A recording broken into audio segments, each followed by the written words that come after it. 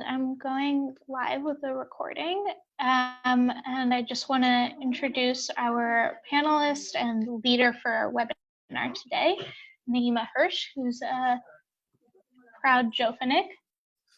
So Naima Hirsch studies creative writing and gender studies at Hunter College.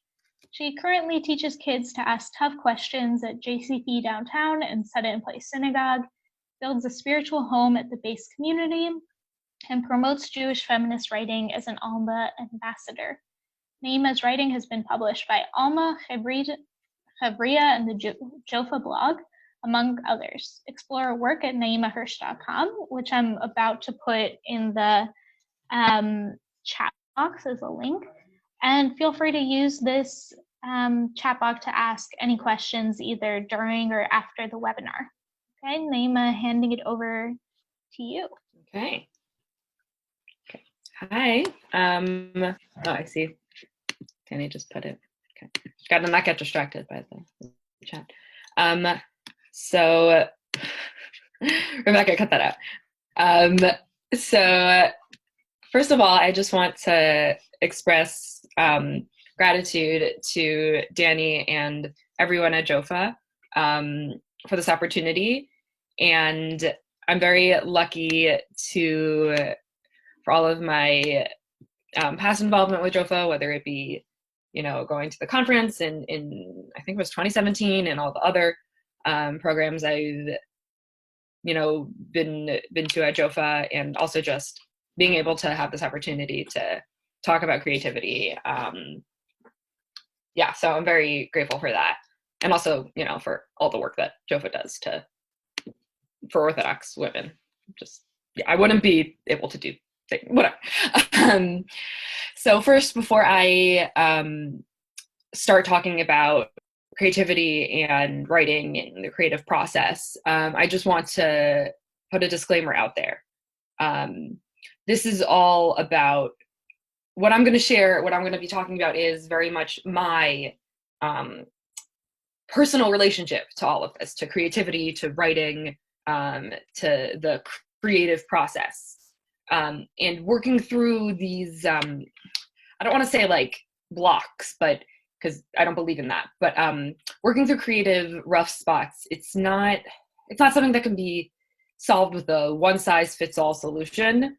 And that being said, I really hope that this conversation and the things I share can provide some sort of inspiration or guidance to all of but don't feel like it's anything that you have to take as like a how-to or whatever. Okay, so disclaimer over. So in terms of how I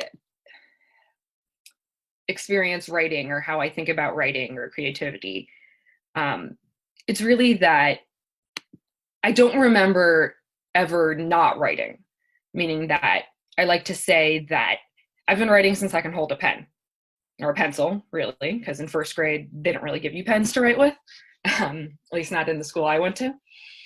And the thing is that in addition to not ever not writing, I would also always be writing about what I was going through at that time. So as a first grader, I would write poems in this notebook that I had. It's probably still somewhere in my room at my parents' house.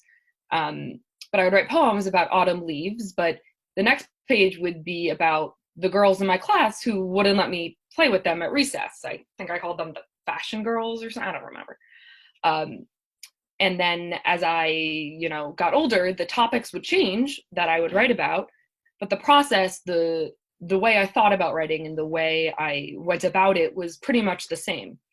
So even though I might be writing a fantasy novel, never finished it, but in the back of my 5th grade social studies binder, and I would be, writing this during class instead of paying attention.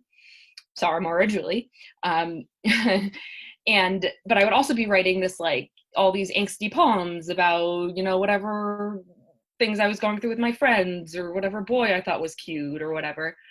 And then in high school, I would try to be subtle about writing about this friend who was going through some tough stuff with self-harm. And all these other things. And the key word was trying, because, you know, I was not a very subtle person, still not.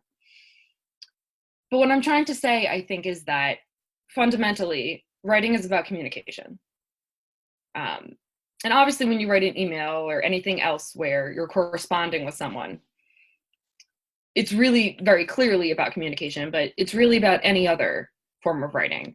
Because when you're stringing words together, you're sending out a message into